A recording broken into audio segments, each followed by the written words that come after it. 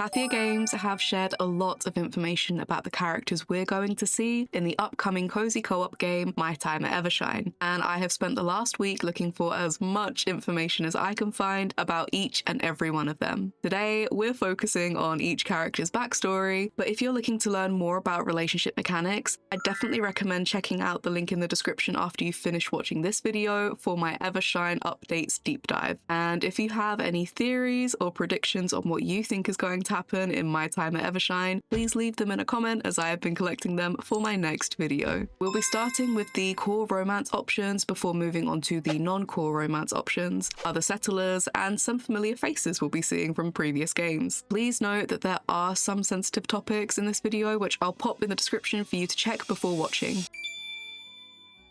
Our core romance bachelors are Avery, Victor, Ragnar, Steve, and Atticus, and our core romance bachelorettes are Tia, Freya, Hannah, Inez, and Hua. And although we didn't get character bios for the majority of these NPCs, we've seen and heard of a few of them during our adventures in Portia and Sandrock, through the cancelled game Project ME, and we've learned a thing or two from some crumbs left by the developers in the Discord, although it's important to take everything with a pinch of salt as it can still be changed.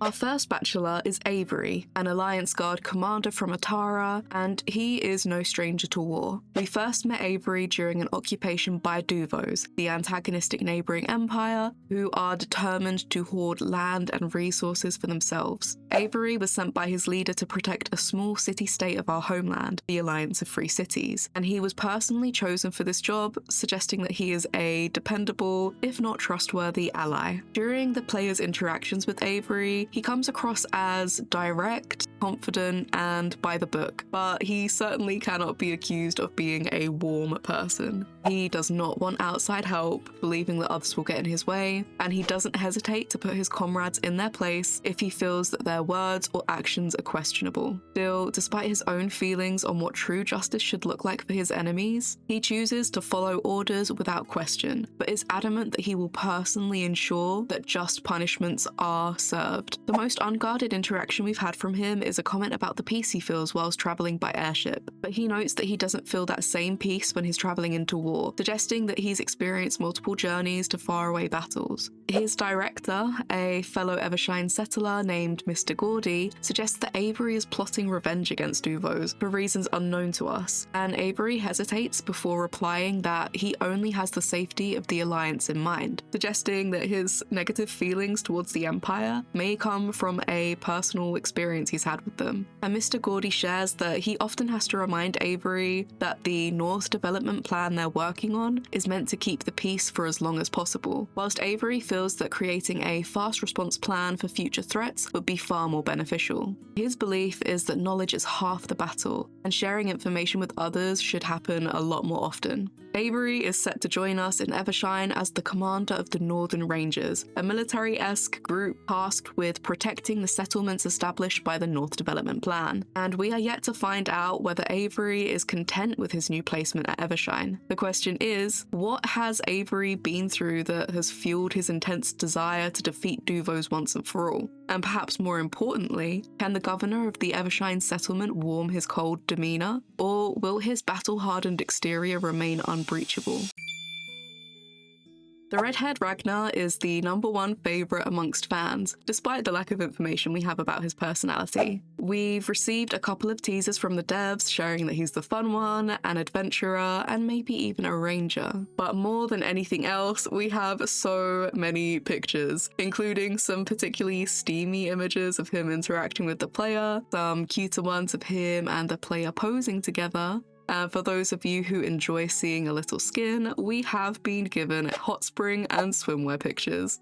He can also lift a very large dog above his head with one hand, which I will admit is very impressive. But I think we'll be waiting a while more before we finally find out more about this bachelor.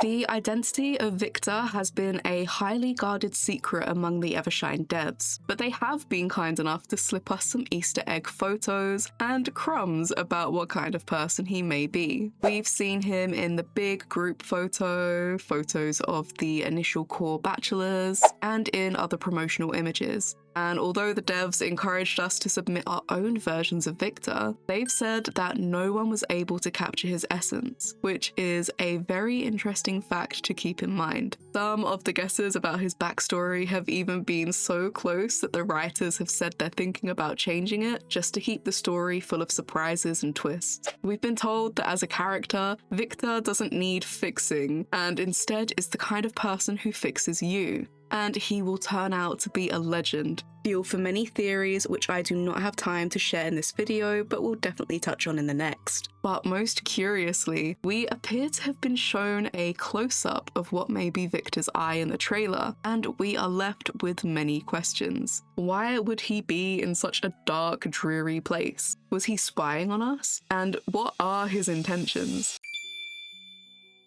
Atticus was the #1 voted bachelor for a core romance story, and fans of Zeke from Sandrock should be satiated with this mature romance option. From his character bio, we can see that Atticus lost his wife while she was giving birth many years ago, and although he is the father of their 2 children, Jasper and Garnet, it isn't clear whether her passing was during one of their births or from a separate pregnancy. Atticus has done his best to take care of their children as well as he could, and was charged with the care of his belated partner's father, Idaho, who has memory issues. So I can only imagine the hardships Atticus has been going through as a single parent and carer. No matter what has been thrown his way, he has always done what's best for his family, and he has never complained about his lot in life. But now that his kids are all grown up, he's trying to adjust to how different life has become for him, and just maybe he will find his next great love to grow old with.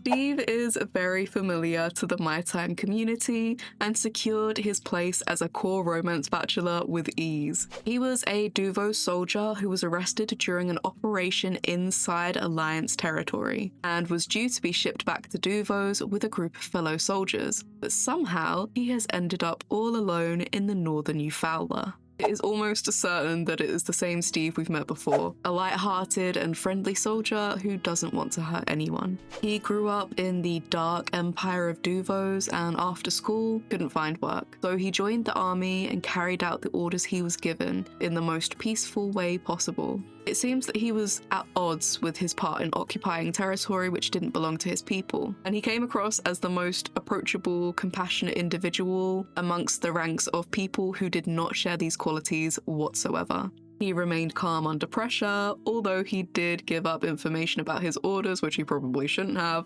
and his dialogue definitely came across as a little unsure. Is Steve the runaway soldier that Duvos and the Alliance are looking for? And if he is, has he truly turned his back on his homeland? Or do we now have a spy in our midst?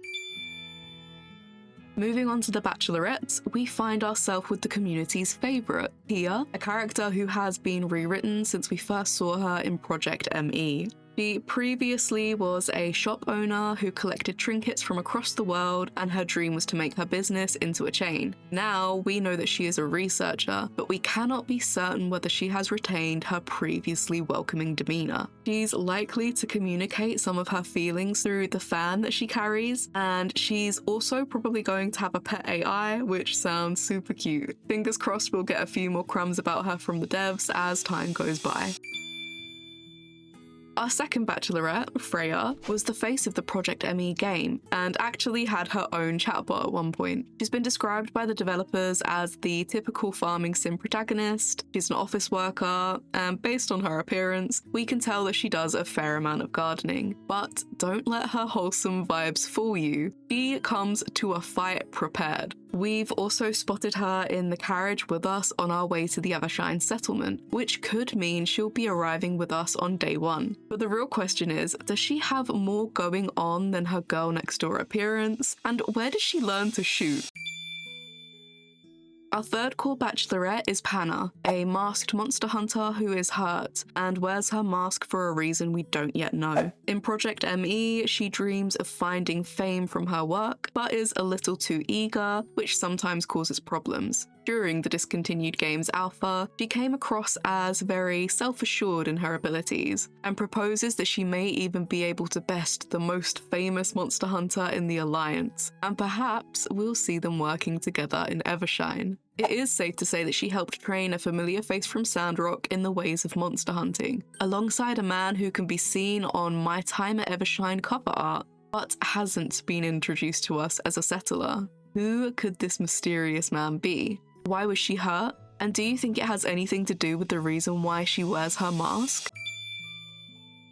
Inez used to be a bright-eyed reporter working for the Atara Times, but after spending the last 2 years covering a tense conflict between Duvos and an Alliance city-state named Ethia, she witnessed unending suffering and destruction. Her eyes lost their shine during her time there, and she was subsequently reassigned to cover the North Development Plan. Inez looks very different from her first iteration in Project ME, and was previously described as quiet and shy, working at the town hall and finishing her tasks quickly. Whether she'll still cherish the peaceful life at the settlement and dream of making it her permanent home, or whether it was more than just her appearance that was revamped, we'll have to wait and find out.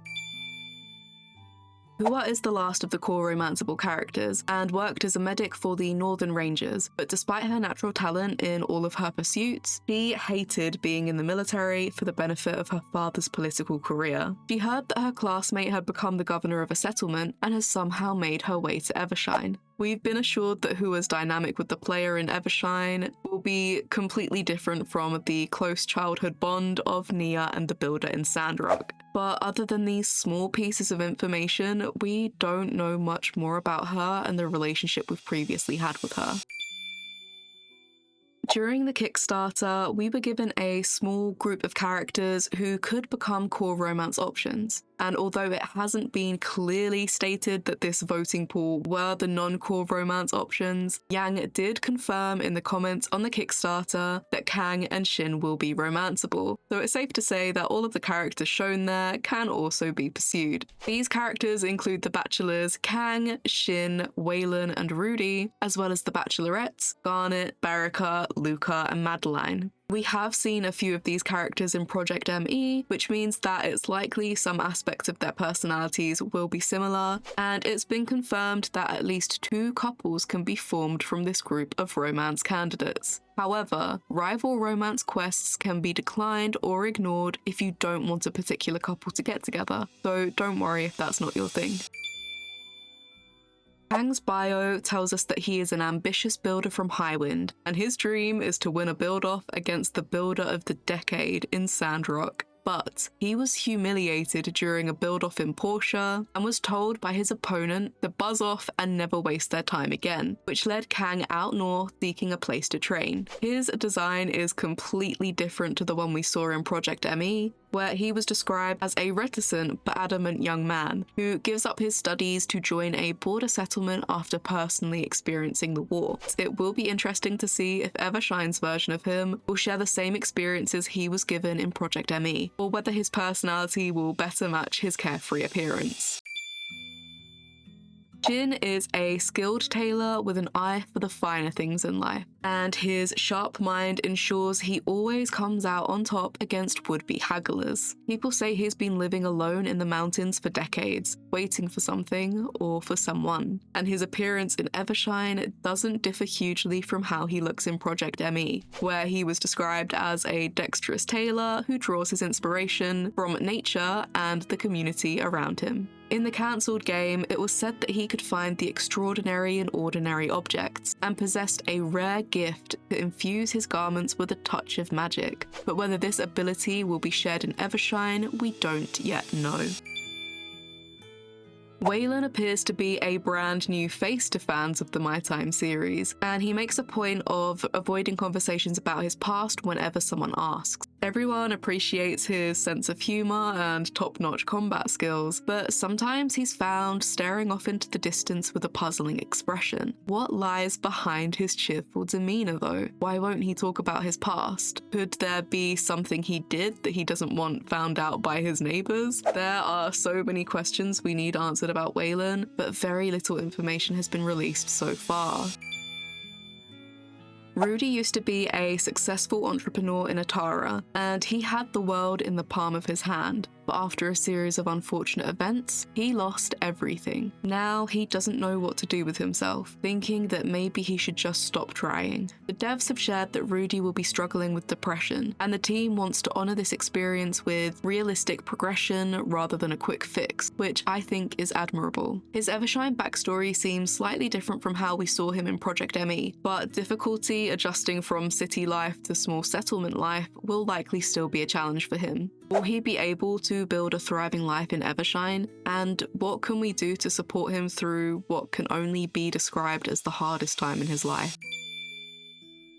Moving on to the women, we start with Garnet, a big lover of plants and animals. Her dream is to one day study in Highwind, but her family doesn't have a lot of money despite how hard her pa, Atticus, is working to provide for them all. For now, she has chosen to sacrifice her dream, staying with her pa, brother, and amnesic grandpa to help around the house. But will Garnet one day venture out to pursue her own goals, or will she continue putting the needs of her family above her own? Barakar is an engineer from Lucian who works for Musa, the richest man in the Free Cities and supporter of the North Development Plan. She has always been cool under pressure and is very resourceful, but after a regrettable accident, she began doubting herself, so Musa sent her to Evershine to cool her head. It has been revealed that her accident probably led to the death of someone important to her, although it isn't clear whether this is an accident she caused or something that just happened to her. Regardless of the reason behind it, it appears to have affected her greatly, and it'll be interesting to see how she'll react to her new responsibilities and grow as a person after experiencing tragedy. Luca is cheerful, witty, and lights up the room with the sweet smell of flowers no matter where she goes. But life back home in Highwind wasn't kind to her, and after her pa arranged a marriage between her and the heir of a popular restaurant in Walnut Grove for the benefit of both families, she decided to run away, and she isn't the first of her family to do this. Her sister, Phyllis, also ran away from an arranged marriage and ended up in Portia during the first game in the My Time series. Will the siblings be able to get back in contact with each other now that they've both escaped their family? Will her family come looking for her in Evershine? Or will Luca create a family of her own in her new home?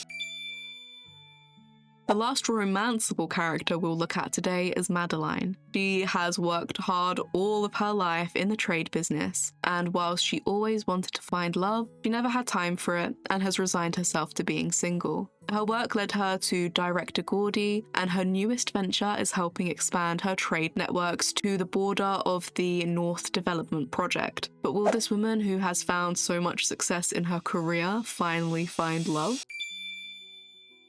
We'll need to recruit many NPCs as settlers throughout the game, but only the romanceable characters and characters important to the story are named. Violet and Rhett are both members of the Northern Rangers led by Commander Avery, with Violet being the person who tells us that we will be the new governor of the Evershine settlement. And it looks like the pair will have a sun and moon dynamic, but not much more is known about them. The Discord community definitely have some fun opinions though, with Rhett being lightly roasted by comments like, "Rhett looks like he has the intelligence of exactly 2 pieces of white Wonder Bread. Rhett looks like he'd wear socks with sandals. And speaking of Rhett, man looks like he's got clumsy, awkward, lovable energy, like a dog." Of course, these are not facts, but they are funny and I wanted to share them with you. Director Gordy has been seen previously in the My Time series as the chief engineering consultant for the North Development Plan, as he is one of the leading builders of the Free Cities and is looking for governors to take over settlements in the north. He worked closely with Avery and seems to be a very intelligent character with a passion for networking on behalf of his new project. He was a member of the committee planning the North Development Project, stating that it will secure the region and bring about peace. At the Alliance Summit, he was looking for people with all kinds of talents to help found settlements in the region, his only concern being whether Duvos will continue their attempts at claiming more land and causing war to break out. It is unclear whether his intentions are noble and for the good of the Alliance, or whether his underlying ambition is power, fortune, and fame. Fans speculate that Divot may be our Church of Light representative due to his appearance in Project ME, but he has had a complete makeover, and honestly, there is no concrete information about who he will be in our settlement. We also only have a small amount of information about Atticus and Garnet's family too. Idaho is the father of Atticus's late wife and is described as crazy and amnesic, so it's likely we'll be seeing him cause some chaos in Evershine. He is also the grandfather of Atticus's children, Garnet and Jasper, and the community have been wondering why Jasper isn't romanceable like his father and sister. Could Jasper have a partner we're yet to learn of? And what kind of relationships do the family members each have with one another? The devs have said that the only characters in the My Time series that cannot be romanced are those too young, too old, already in relationships, or due to be love interests in other games, so only time will tell where Jasper fits into that. Tess and Pep are a mother-son duo who we've seen in Project ME, and their designs seem to be largely unchanged. It's likely that Tess will remain a fantastic cook, with secret family recipes loved by locals and visitors, but her 10-year-old son Pep is her biggest critic, as he is the pickiest of all picky eaters. I love this dynamic and hope we get to see it during our time in Evershine too. The final human settler we'll be seeing in Evershine is Grandma Lily, who was previously known in Project ME for running the only tavern in town and being someone who loves spending her time fighting off bandits, hiking in the desert, and knocking us into shape. If this description still applies to her in the upcoming game, we can definitely expect her to be an absolute firecracker and a fantastic companion. The two confirmed animal companions of Evershine are Charon the dog and Tangle the red river otter. Charon was originally designed to fit into the Project ME universe, whilst Tangle was a fan favourite submission by an incredible artist named Mariah, and it's safe to say I love both of these furry friends already. Charon was originally owned by Grandma Lily in Project ME, and we don't know much about his personality, but Tangle has been described by their creator as a creature that causes chaos in their habitat. So I'm hoping we see some cheeky interactions with them. There will be a few other familiar faces in my time at Evershine, as we'll be visited by members of the famous monster hunting guild Howlett's Hunters, including their leader, Logan, their medic, Fang, and the famous builder of Sandrock. With their arrival, we will see some changes and special events happen, as well as hearing more about what happened in Sandrock for the last 3 years. We'll also be seeing the aeronautical pirates known as the Sky Sharks once again, with second Captain Ursula showing up in the trailer holding her own wanted poster. Previously, their goal has been obtaining power, and they have done many bad things on behalf of Duvos, but we'll have to wait and see whether they'll continue to be an antagonistic force in Evershine. If you have any theories about the characters we've discussed today and are happy for them to be featured in the next video, please be sure to comment them below, and remember to check the description for a more in-depth rundown of all my time at Evershine updates so far. Thank you very much for all of your support over the last couple of weeks, and a massive shout out to the My Time Discord community, whose posts I would not have been able to make this video without. I'd definitely recommend checking out the threads in the My Time at Evershine general chat if you ever want to do any research of your own. Thank you again for watching, and I'm looking forward to seeing you in the next video.